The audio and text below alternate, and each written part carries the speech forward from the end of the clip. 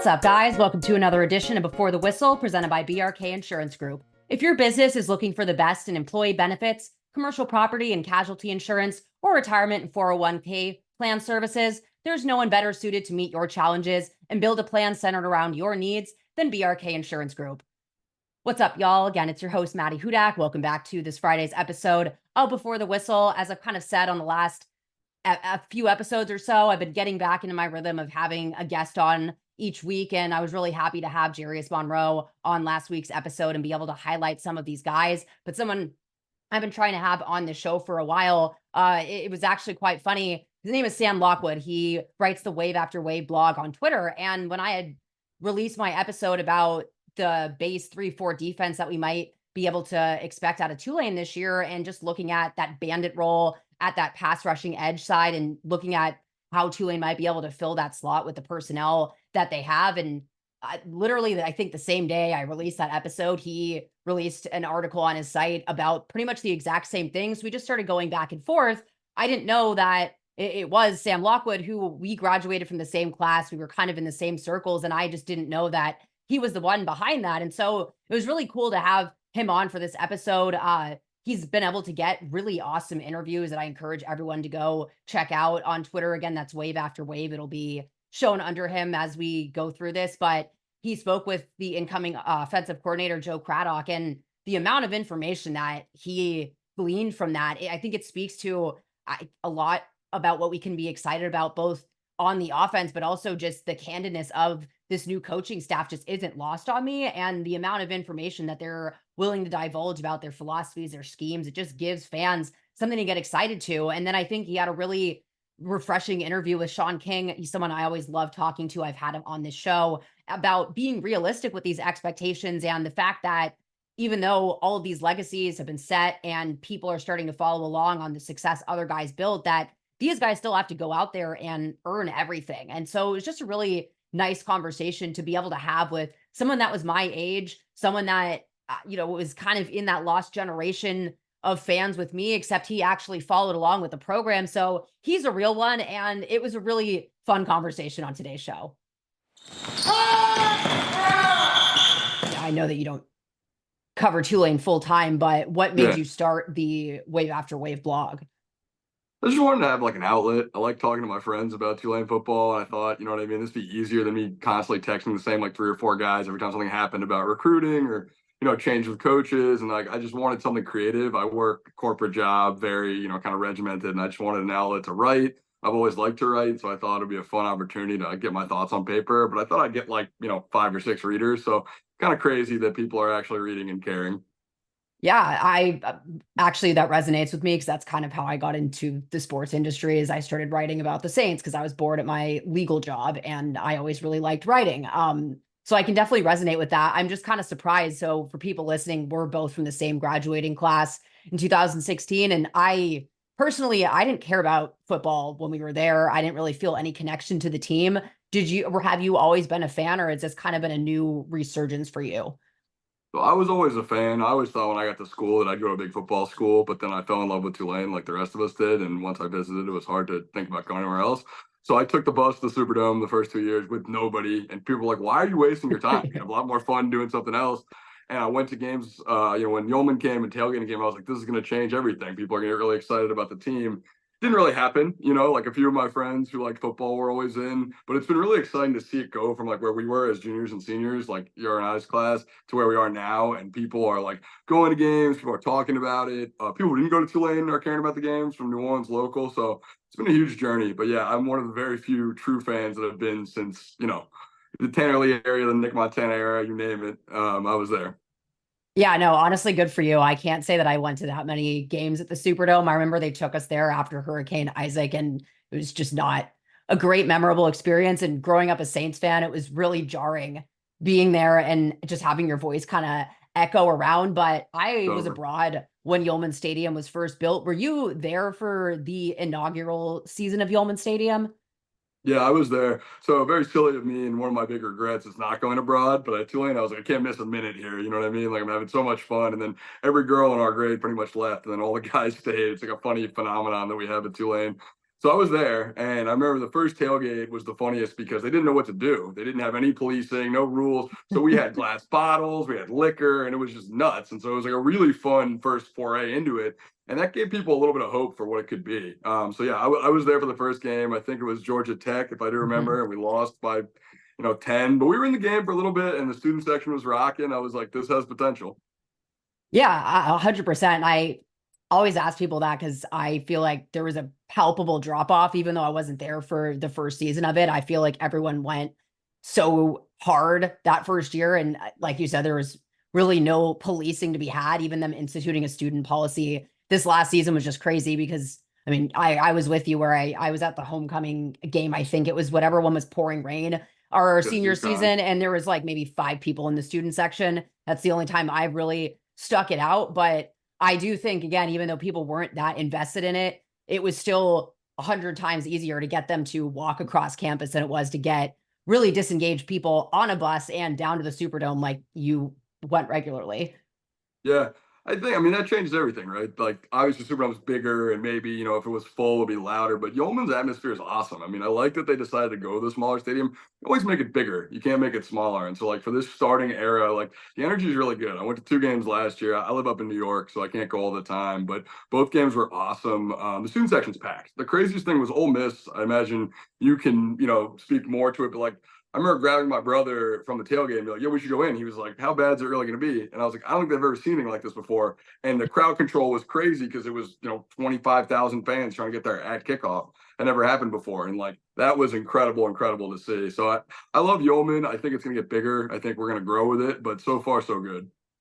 Yeah, I do. I remember the Ole Miss game. I mean, I was there so early that I didn't see any of the stuff going on, but I feel like that was the first game outside of the conference championship the year before where the students understood the assignment. They were loud. They were there the whole time. There wasn't this mass exodus at halftime. It's been all those kind of small things that I think were kind of palpably missing during our time there. Although we did have John Summerall for that one season. I do remember the bowl game was like the only time I was actually engaged there, but you followed along for all of Willie Fritz's tenure then in a closer way than I think a lot of people from our time at Tulane did. So when did you kind of realize that there was actually something happening that was different at Tulane football? It was Justin McMillan going for 2 against Navy. If you remember that game, it's pretty niche. But we were sitting there, it was right before Thanksgiving, and I was home, and we could have tied the game up. Late drive by McMillan to tie the game, and the win would take us to a bowl game. And Willie went for 2. And I think he ran a trick play to the tight end. I don't remember exactly, and someone could probably pull it up and find out that I'm wrong, but this is how the memory is in my head. Got the 2-point conversion, win the game, and I was like, I love Willie Fritz. This is my guy. He's going for it for a 7-win season with really not that much on the line, but he wants a bowl game for the fans. And it spoke a lot about, who he was as a coach. Just like, we're going to go for it. We have an opportunity to win the game. Let's go win the game. And that was like, I think, let's guess, maybe 2018, 19 pre-COVID. So somewhere in there would be my guess. And that's when I was really all in on Willie. I kind of felt that in, I mean, ironically, the 2-10 year, but it always sticks out to me that that second win of the year came in week 11 after overtime loss to Tulsa. And I think that was kind of when all of the frustrations of that 2-10 year really boiled over. But then they came out that next weekend and something like a 56-yard pass to start the game for a touchdown. I just remember looking at the photographer, Parker Waters, and being like, what is going on here? Like, these guys haven't been able to put it together all season long, and there's nothing to be playing for right now. And then that final game in Memphis that year, even though they lost, I mean, Tajay sets that single game rushing record at Incredible 4th all game from time. Todd. And yeah, and it really stung at the end. And I remember thinking, I'm very surprised at how much what would be a 3rd win on this year really would make a difference. But I think it just spoke to, I think, how bad of a record that was. And it didn't really fit the team as much as you might have thought at the time. Well, it was such an interesting trend line too. And I remember telling people like, this is going to be the year. Pratt's a year older. I was really excited about the running back room more so than I knew about Tajay, but broader the offense with was going on in the right direction. And then we had that 2-10 year, and the little bit of momentum we had from the prior bowl games, the win at the Cure Bowl, had kind of fallen off. People were like, all right, this was a flash in the pan. 7-6 is kind of the height of it. And I was like, man, I hope they're wrong. But it felt that way. And then to come out the next year, and I remember vividly the Kansas State game was such a big turning point for me. I was at a wedding up in Colorado in the mountains. They had no Wi-Fi or anything. And I remember asking like the band was setting up. I was like, "You guys have Wi-Fi?" And they're like, "No, dude, look around." And they were like, "Why? Why are you so worried?" I was like, "Well, Tulane's playing Kansas State in football." And they were like, "Who cares?" So wedding ends. It's like 9 o'clock. I finally get service back on my phone. I look, and we won the game, and I was like, "Oh my god, this is the moment." And from there, it really took off like a rocket ship. But it was really just a special, special run in 22. Yeah, I know. I think about that Kansas State win all the time. Just it was one of those games where it was so hot out that I just have such a vivid memory because I felt that I was on the verge of passing out the whole time. And I mean, half the defensive starters were out for like one of the second series in that game. And honestly, that's when I was like, all right, Tulane's stacked this year because that was second and third string guys out there. They just made it another one of those fourth down stops. And I mean, I really think that the strength and conditioning just stuck out to me as a huge difference maker in Shout that out kind of Kurt. 2-10 turnaround. Yeah, I know. But I am also looking forward to this new guy, Rusty Witt, who looking at you talking with Joe Craddock, the new offensive coordinator, he seems to think that there's a higher level of toughness that these Tulane guys can reach, which from the outside looking in, you think that they're so tough over the last few years, but it really is a lot of new guys and all new coaches now. Definitely. And like Rusty's got this cult following on Twitter. I don't know if you've read into him at all. I mean, there's this picture of him with like Yeah. blood on his head where he looks like the He's a Green Beret, Terminator. right? Yeah. And then Green Beret, I think he was a Marine, like he's very decorated military service. So that's awesome as well. The training looks intense. You look at his Instagram, these guys are working hard for him. And Joe Craddock was like, he's a beast, man. He turns players into better than they thought they ever could be. And that's no shade on Kurt. Kurt is awesome. Tulane alum. I'm a huge fan of his, but I think Rusty's really bringing a new level of kind of military training to the group. So yeah, I'm excited to see what this new staff brings. But like you said, it's a lot of new faces, and that was one of the things that Sean King talked about in our interview. He's like, let's win one because all the winning we did the last 2 years, for better or for worse, is out the door. Willie's gone, Mike's gone. Like those two guys won those 23 games. In addition to a lot of help from people that are still in the building. But a head coach and a quarterback's different, and you got to think about what that means coming in with a lot of new stuff and very high expectations. So I'm excited to see just one game week one.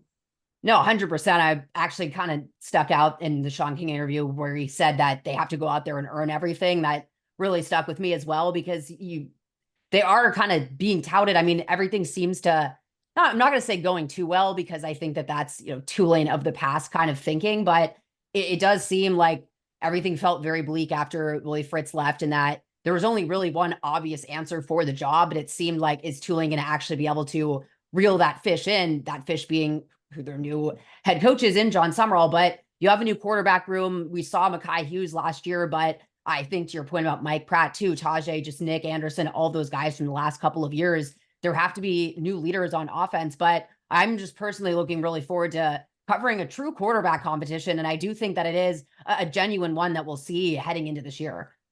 Yeah, I mean, that was one of the things that Joe Craddock, harped upon when we talked. He was like, some guys, when a big shot comes in, like Ty is with the high school accolades and the big name program like Oregon, they shy. The first thing I saw was Kai showing up early, Kai lifting weights harder, Kai running harder. He's in this competition. He's taking the bull by the horns. Does the guy with the pedigree frequently win out? Sure. But if Ty's not working hard enough, Kai can win. Like I've seen him play well. He played well in that Ole Miss game. He had some flashes in that Virginia Tech game that was a little bit unfortunate. And who can forget the Houston, walk off in overtime, which was absolutely epic.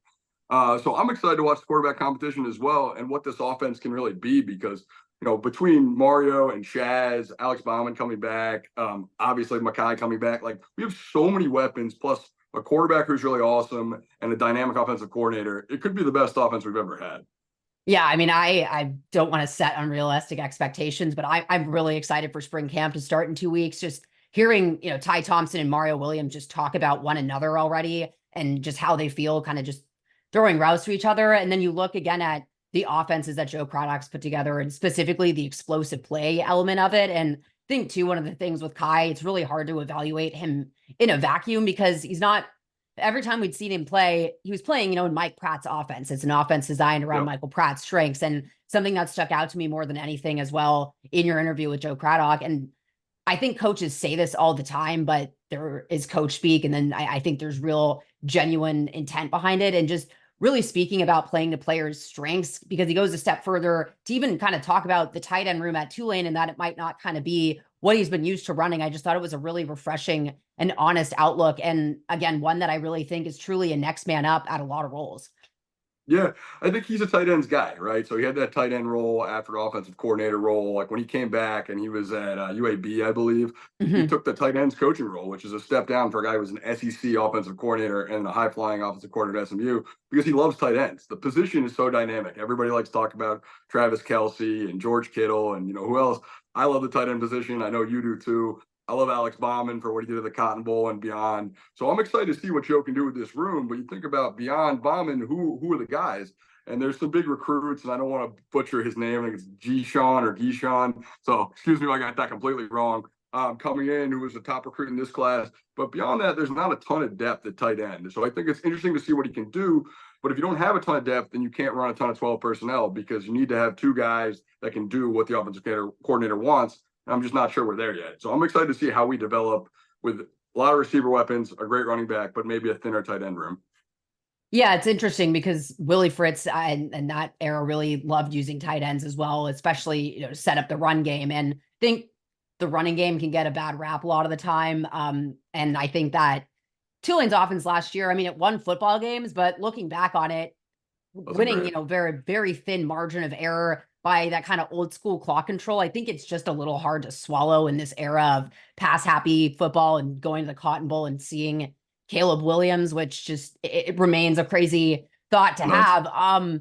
And it did kind of finally catch up to them as well as a lot of injuries. And I think that was something when you're operating on that thin of a margin of error and then your whole wide receiver room goes down and your quarterback's a little banged up, that can really happen to anyone. But I think seeing just them talk about having even 11 personnel out there and wanting to get Keith Brown, Shaz Preston, Mario Williams on the field, and also really talking about define different roles for each one of their skill sets. It just feels like, and to their point too about kind of that pro style offense, what was kind of that takeaway from you and Joe Craddock's comments?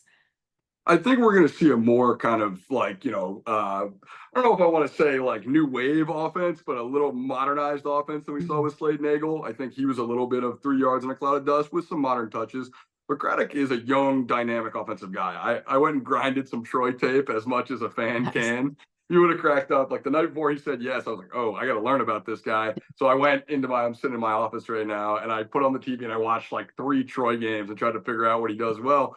And it's a lot of pistol, it's a lot of shotgun, and a lot of deep shots with the running game setting all that up. So I think we're going to see a lot of them coming out with, time to throw deep. And if they're not throwing deep, they're going to be running the ball on these outside zone schemes. It's not really a pounded up the middle, but more get to the edge and try and pick up, chunk yards. We'll see how Mackay does with that because he was more of a between the tackles guy this past year. I'm not saying he can't do it. I think he can do anything. I love Mackay Hughes, but it'll be a different look and a lot more of like a big plays rather than a methodical ball control offense like you were talking about last year with Slade. Yeah, it's just going to be everything is so different. I even just, without the run game, talking about just quarterback, OC, all of the position group turnover, and then a lot of incoming guys where you just, and really the offensive line, I'm very curious to see who's playing center. I think that is Yep. a very under the radar just because you really have to be able to see those relationships pan out and then how they kind of have chemistry with each one of the respective quarterbacks. Did you buy him saying that they would really run a 2 quarterback system at Tulane? I didn't buy it, but I respect how much, you could tell in his voice how respectful he was of Kai and Ty. He likes both of them. It's a true competition. I think one of them will win, and I think we'll know pretty quickly. I think you'll know before, I know, but maybe I'll ask you how it looks at spring practice. But I think it's possible that Kai Horton can win this quarterback competition. Do I think it's likely? No. And then from center, it's easy to plug in a guy like Vinny Murphy, but he's never been there. And it's all about chemistry on the line. And so could a guy that's been there a little longer, step in and play that role? Like as fans, we like take all the transfers, like boom, they're automatically starters, but it doesn't work that way. And so you have to realize like maybe this guy, he's got stars and whatever, but maybe doesn't gel well with, the guys that are there, Shadre and Josh Ramtich. Maybe they don't get along, not personally, but as linemen, communicating. So it'll be interesting to see. And that's what spring ball is all about.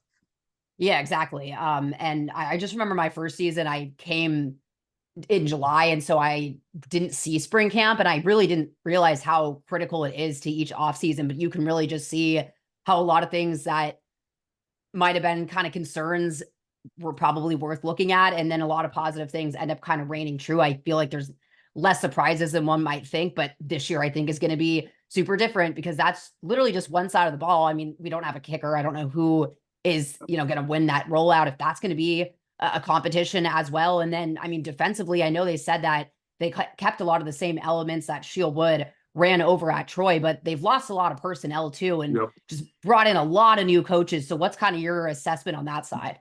So defense is what I'm more personally worried about. We got to be able to rush the passer. And that's the question that I think we might have a problem with. And like Matthew White's my guy. He was, the number one recruit like 2 years ago. I'm super excited to watch him. His forced fumble in the Virginia Tech game was awesome. His high school highlights are awesome.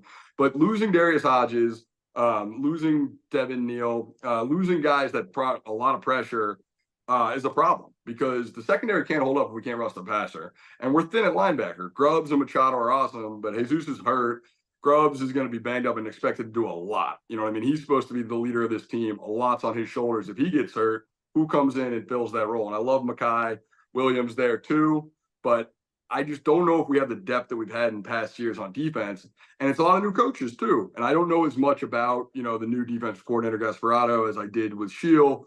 So I'm interested to see, but we need to rush the passer. We need to bring in an end. Romello Height, if you're listening, man, please come uptown. What do you think? Do you think that the culture or whatever that's been kind of instilled over the last 3 seasons, is that going to kind of remain? Do you see kind of a new identity formulating, or just talking with some of these coaches and just reading about, how they kind of speak about the program and their intent? Do you see kind of a new vision for this season? I just think the buy-in has never been higher. I've said this a lot, but the kind of, the stars aligned for us really nicely here. We had a run that was very unexpected to get the, administration in on football, to hire a guy like Summerall, who was a rising star, and then the playoff expanded. And so players who have been sitting on the depth chart behind some of these, bigger names, Ty Thompson's a great example, but others who came in from other places realize that Tulane has an inside track to the playoff. And if we get there, who knows what could happen? I mean, the USC game is a perfect example. Put us on the field with one of these great teams, we might just beat them. And if we can win, our conference and convincingly play Oklahoma and Kansas State, there's no reason we shouldn't be there at the end of the season. I'm not an unrealistic expectations guy. I know you're not, but that changes the attitude of a team. You work a lot harder in February and March if you think that kind of glory is on the line. Oh, 100%. I mean, when we heard John Summerall say it in the first press conference, I think it did almost take everyone aback, just because you're not used to this college football playoff era where there's an automatic qualifier. And I know that there's a literal disaster going on right now about the next couple of years. But for Tulane right now, as much as conference realignment, and I think that's a valid discussion to be consistently monitoring, I think you're right, where there's just kind of this key all of a sudden that unlocked. And you look at I think, importance of scheduling teams like Kansas State and Oklahoma, because it was Liberty that made it in last year, right? And they had the undefeated record. I think kind of the argument was strength of schedule versus that. And it would have been really curious to see if, I'm presumably Tulane would have gotten that nod in there, but Tulane did hold up against USC in the Cotton Bowl, but they also scheduled games that year against Kansas State to be able to say, we can hold up against a Power 5 school in the trenches. And as much as, it's becoming a Power 4 and all of that, I just think, especially in this era where it's not just New Year's 6 bowl games now ESPN is invested in the product that's being put on the field. I do think that those types of games are almost essential to have to be able to go and know that you can win. Yeah, these are measuring stick games, and I love the schedule. It just came out today, and like the AAC is what it is, but our out-of-conference schedule is really strong. ULL people might be sleeping on. They're going to be good this year. The Sun Belt's going to be really strong. So we got a 3-game gauntlet with 2 road games in a row where we start with Kansas State at home, and then it's off to Norman, Oklahoma, and then Lafayette. Those games are going to tell us everything we need to know about this team. Obviously, the conference is huge, but I'm pretty familiar with which games are going to be big there, like Memphis at the end of the year and maybe USF. But the 3 games out of conference to start right after Southeastern are massive. And the fact that we scheduled those shows a confidence that we're willing to take that next step to be a Power 4 team and play these guys. And we've beaten Kansas State before. Oklahoma, people forget we played really tight. I don't know if you remember that game. When we hit that onside kick, I went absolutely bonkers. What a great game from Mike. Spencer Rattler, super overrated. Anyways, that was a great run in that game too. So I'm really excited to watch us play both those teams because we played them both tight before. and we'll play them tight again. And that'll let people respect Tulane. You know, it's like Liberty, unfortunately for them, why nobody really gives them any respect is they don't schedule these games. And people say, oh, well, they backed out. We had, you know, I don't know, whoever, Virginia on the schedule. It's like, until they play those games, no one's going to look at Liberty the same as SMU or Tulane or Memphis or whoever. Yeah, no, 100%. And that was supposed to be my first game as a sideline reporter at Oklahoma, but I was evacuated in Florida. And so I was screaming out the TV too. It was almost kind of fun to watch that one as a fan because I don't know what that would have been like on the sideline. But I like too that there's actual narratives too. It's not just kind of these throw in, because you think of it, talking about that Kansas State game, it was on ESPN Plus, which I will never forget. And I mean, Tulane was seen as that tune-up game for Kansas State going into conference play. And then it changed their season. Kansas State still went on and won the Big 12. And I think that just gave more credence to what Tulane did that year. But yeah, I went back and watched that Oklahoma game during the Senior Bowl week while I was down there looking at Mike Pratt, just to be able to speak to the true competitor he was. And I think that's really the void that he really leaves behind, was that feeling too in Arlington that give Michael Pratt the ball. It's crazy to say it doesn't matter that he's only thrown 3 passes all game. You just had that confidence that he would show up in critical moments. And I think those 2 games give these new guys that ability to show that they can do that. It's a belief thing. Like you said, you're playing these big teams, and it's like anybody does anything in life. When you go on against someone who's highly rated or highly thought of, and you're like, can I be in the same league? And when you do that on the field with USC, with Kansas State, with Oklahoma, you build that confidence, and the program is building so much confidence. And like a lot of the recruits we've had in past years can play, but knowing that they can play with these guys and compete, it's no longer, oh, we're just here to see what we can do. We're here to win. And I expect us to go out and there play. Will we lose some of these games? Maybe. We have in the past, but we've also won some. So I think we're now a team that people don't want to play. Ole Miss is not going to renew that rivalry. I guarantee you that. Because it's a hostile environment in Yulman that we're building, which I love. People are showing up and getting loud. And also the team is just getting better and better. And so I think these games are so, helpful for the program. Even if we lose all of them, heaven forbid, I still think being on the field with these great teams is huge for us as a program. Oh, I mean, just talking with Ole Miss people after that game last year, to be honest with you, even going into that game, people, especially Ole Miss fans, I think we're just looking at that 2-10 walloping, which was, I mean, I can provide so much context as to the conditions and the fact that let's talk about that next. I was there that day too, Maddy. You were at the Ole Miss game for the, oh my God. I God. drove from Nashville. We flew in, like we'd planned it for a year. We're so excited. The Grove is ruined by rain. Matt Corral runs for 9,000 yards and 10 touchdowns. I don't know if I've ever been more miserable leaving Vaught Hemingway that night. I have some unreal pictures of us in ponchos. I had to pay a guy like $35 for one poncho because you couldn't get them anywhere. I'd love to hear your perspective, not to derail the conversation. No, there's just like the saddest picture of me holding up the microphone to Willie Fritz at halftime, just a deluge of water. I mean, honestly, we were sick of the water after being evacuated. And that was like I had gone up there halfway through that, but we're in this hotel that's under renovation. It does not have amenities. These guys have like pit bull sized dogs in their hotel rooms with roommates. They have to deal with the fact that every single athletics team is there with all the coaches, all of their kids that are around, and you have to deal with, and just so much everything except trying to prepare to play an SEC opponent and having to Uber Eats and go to Subway down the street. I mean, we literally kept a Subway in business for the year just by the amount of times that guys ate there, and using Planet Fitness free weights that's just not, you're not conditioned enough to go out there and play a school like Ole Miss. And just the sounds of the hits on Michael Pratt during that game, I still can hear them in my head. And that to me was the game this year that, even though I don't think, despite winning 11 games in that regular season, again, it just kind of felt like people were waiting for the other shoe to drop for them for that year. But at least from the Ole Miss game, being able to hang in the trenches the way that they did, I don't think that Ole Miss fans respected Tulane at all. And they left they're scared of crap at the fact that that was literally a 3-point game with 2 minutes left. And you'll never know, but it's pretty easy to bet that if Michael Pratt starts, that Tulane wins that matchup. And I couldn't agree with you more. And you never want to be that guy who's like, whoa, we had our starting quarterback with that girl. But in that game, I mean, if Kai Morgan gets the first down on that scramble on 4th down, which from where I was sitting in like the corner of the stadium, and I was on the student section side, looked like he got it. And then when they overturned it, I couldn't believe it. It was a tough game, reffing. I'm not going to lie. And then the guy jumps on the before the field goal, and they were going to not get it, and then they get the 56-yard field goal. I mean, it was brutal. And I was at the bar that night. I was at Chop Yard, and there's a bunch of Ole Miss fans. They were bragging. They weren't thrilled. Yeah. That was not a drubbing. This was a good Ole Miss team. They won what, the Peach Bowl this year. They knew that they got away with one in that game, and I'm not just saying that as a fan. I think everybody in the stadium knew that.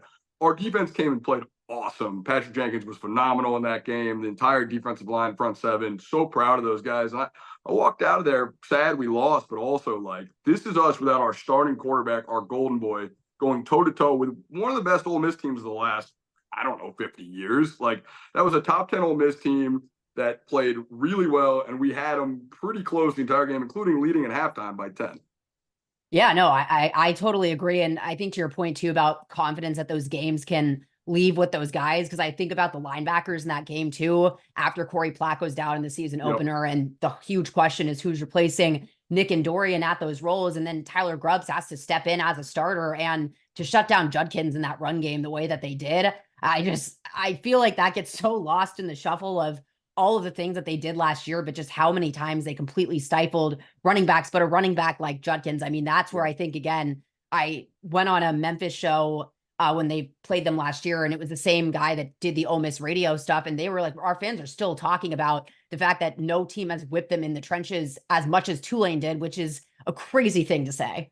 Yeah, I mean, I still joke on Twitter all the time that, like, if you look for what Quinshon Judkins' worst game of his life by yards per carry, Tulane Green Wave, Yeoman Stadium, he couldn't do anything. And Jackson Dart didn't play great either. And that scoreboard, people who were at that game know what happened. You know, a lot of people look on, oh, you guys lost by 17. It's not what happened. And I'm not just saying that, but I won't keep beating the drum. We lost. Good for Ole Miss. That one hits home. I'm still frustrated about it, a year later. But that game proved a lot to me, because it was like we went in there without our starting quarterback, which took the wind out of my sails. I remember I was walking from the LBC Quad, which now has the new name, to the stadium, and I found out that Mike Pratt was out, because I couldn't believe it. There was murmurs all around that weekend. I was like, there's no way he doesn't play this game. Mike Pratt, heart of a lion, warrior, played every game. The hits you talked about, never injured. He was going to start, I was convinced, with, a torn ACL and 3 broken ribs. That's the guy that Mike is. I don't know what happened there. I'm still not really sure how he was out for like 2 weeks with a knee injury, but whatever. And we go in there, we play them really tight, up at half, competitive the whole game. Kai was great. Jaquan's touchdown, unbelievable. Place went bonkers. That was a great game. And that was probably one of the best games we played all year. Unfortunately, got banged up.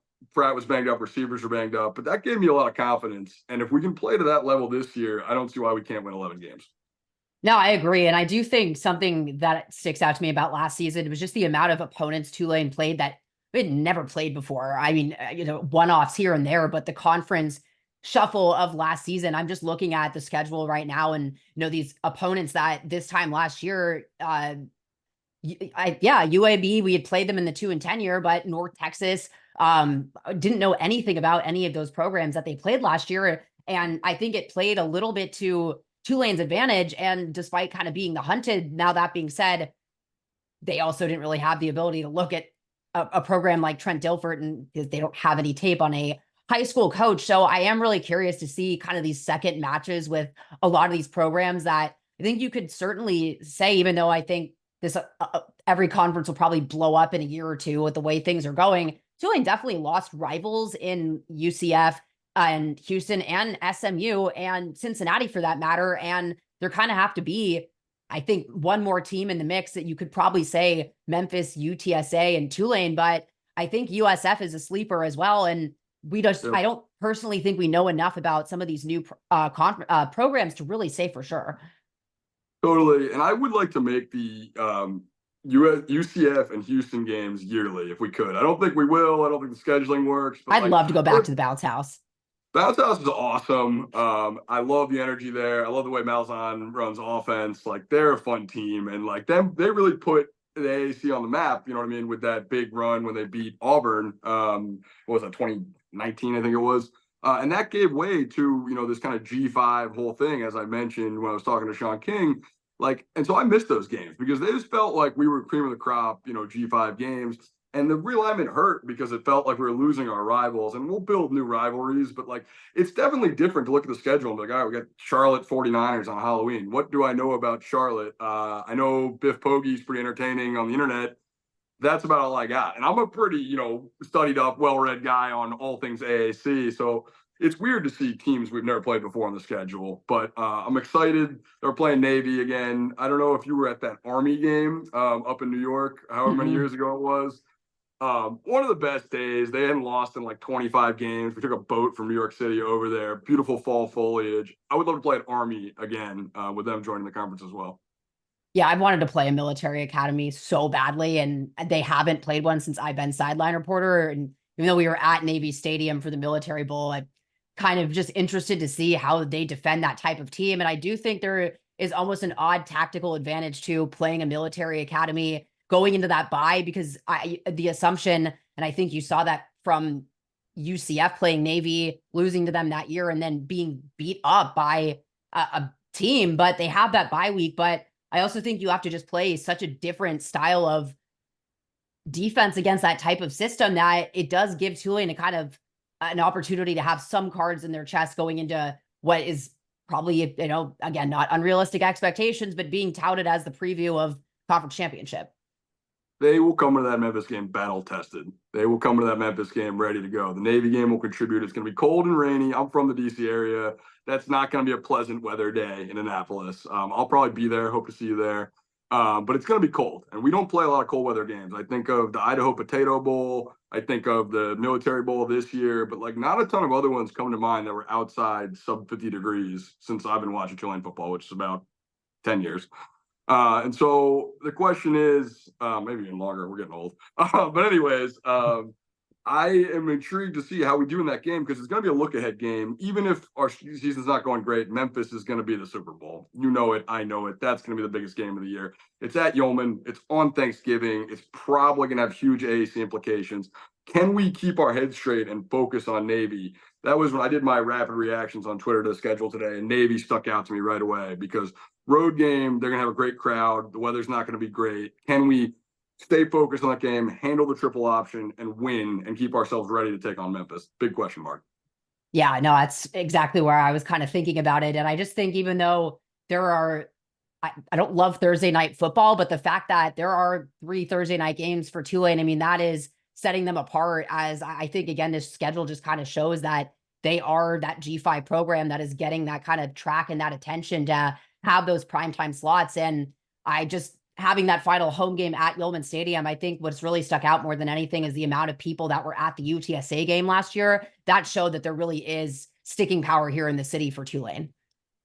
I'm looking forward to what they can do with the local community on Thanksgiving night. I don't know if you're New Orleans based for the holidays, obviously going to work, but like I obviously can't go to that game. I would love to. When I was talking to my friends, I was like, Memphis at home is the one I want. Thanksgiving night, not going to go so well with my parents or my girlfriend's parents if we decide to go to New Orleans. So we'll be home, but I'm excited to see if they can bring in some of the local high schools and drive some fans that way, because our engagement has gone up and up and up with the local community. When I was in school, you never saw Tulane gear on people that didn't go there. LSU only. And now you're starting to see more people. When I got in an Uber, when I'm walking around town, I told people I'm here for the game. They're like, that's awesome. I'm going as well. These aren't people that went to Tulane. They're local New Orleans folks. And that's awesome. And so I think the school needs to lean into that. And they did a good job this year with, Jaquan and Tyler and the local guys being like, hey, my high school comes for free. We need more of that. And I'm excited to see what Coach Summerall and the administration can do for that Thanksgiving game. Yeah, me too. 100%. Any parting words? Because I'm unfortunately on the free version of Zoom and it is giving me my kind of TikTok that we have a minute left. But do you think that there is such a thing as too high of expectations for this upcoming year? Or, what can you kind of leave people with about that? Take it one game at a time, but no, expectations can never be too high. Get excited. This is the most excited I've ever been for a football season. Yeah. I hope everybody feels that way. It may come crashing down, but I've never had that hope where it's like we could go to the playoff this year. Like there's a real chance that we're staring down Texas or Alabama in about 9 months, and that's nuts. So that's all I have to say. Keep expectations high. Get excited. Roll wave. Roll wave. It's easy to hear a promo in the middle of a podcast and think, of course they like the product, they're paid to. Well, if you know me at all, then you know two things. One, I'm truthful, almost to a fault. And two, if I were in it for the money, I would certainly be doing something else. So believe me when I continue to say that I love Blue Oak Barbecue. The food, the drinks, the people, the location, yes, all of that. Blue Oak Barbecue has a great selection of your favorites from the smoker, fantastic sides, and awesome bar specials, including one that I got for you guys this week. So go check them out. Blue Oak Barbecue, 900 North Carrollton Avenue here in New Orleans, or visit them online at blueoakbbq.com. I am filming this episode on the rare leap day that we have, but March is starting when this episode drops. And so I do have to get those monthly specials for you guys, being that February is the shorter month that it is. But I told you I have a bar special for you, and I promised to deliver. And I got for you the Savannah Banana. Again, that is a luxury daiquiri that features Old Smoky Banana Pudding Cream Moonshine, 99 bananas, and spiced rum in vanilla wafer milk. Unclear if he means 99 literal bananas or if this is a brand that I'm unaware of. It is served in a chocolate swirl glass with whipped cream and an Old Smoky Moonshine cherry that I'm sure gives an amazing kick on top of that Savannah Banana. All right, y'all. Again, that was Sam Lockwood, who writes the Wave After Wave blog. That's waveaftergreenwave.com. And you can go find those interviews that I really recommend everyone check out, especially the one with Tulane's new offensive coordinator, Joe Craddock, and just the candidness with which he gave that information. But it was just really refreshing, again, to talk to someone my age. And, I'll admit, he blew me out of the water in terms of being committed to being a Tulane football fan through those years of what I would consider just a complete disconnect from the campus, the university. There's just really no cohesion, no sense of engagement. And it was really tough those 2 years at the Superdome. And again, I missed Yeoman's inaugural season, and I was abroad, and I felt like maybe that last season was better and people are just a little bit exhausted, but there was still just no good football team out there. And so credit to him for sticking through it. And it just really goes to show really how exciting these times are for people. And I think there's a lot of unknowns and there's a lot of question marks, and we'll see a lot of those competitions play out in the spring. But come September, as we kind of went through the schedule, I mean, Tulane has to show who they are and prove that relatively quickly with those 2 games against Kansas State and Oklahoma. And I'm not going to sniff on those Louisiana schools either. Just again, playing some of those programs in the last couple of years, I just think that it's going to be right off the bat. What is the identity of this new team? Are they able to handle this momentum and bring it forward from these last couple of seasons with a lot of new hands at Tide? Who is the quarterback of this team going to be? Again, I think that Ty Thompson, he has the pedigree and kind of has that front runner about him. But if anyone continues to think that a competition does not have value, I just recommend going back to the running back competition. I'm sorry, there's a fly in here, and I think that it just made its appearance on camera. In terms of Mekhi Hughes never even seeing the field if there wasn't a running back competition to be had. So something that's super important. And you have an offensive coordinator in the building, and that philosophy coming down from John Summerall about genuinely playing to players' strengths. And that really echoed in Sam's comments. But just being able to kind of look through these last couple of seasons, see the rejuvenation, and kind of see that really start with Willie Fritz and feel a huge void when he left, but feel like, again, when we were at the school, this probably wasn't something that they were in the position to do, but having the success over the last couple of years allows you to kind of make that slam dunk higher. And you have this schedule that comes out that I think we could kind of talk to death, but I think just, again, it really matters just who you are as a team, what your identity is, your level of toughness, and your ability to hang in critical moments. To me, that's really what matters more than the schedule here and there. But it is a very exciting time to be a Tulane fan. And I think that when you talk about the legacy of these last couple of teams, whatever the future is for this team and this era under John Summerall, the fact that people that are my age, I'm 30, just to throw that out there again, we graduated in 2016.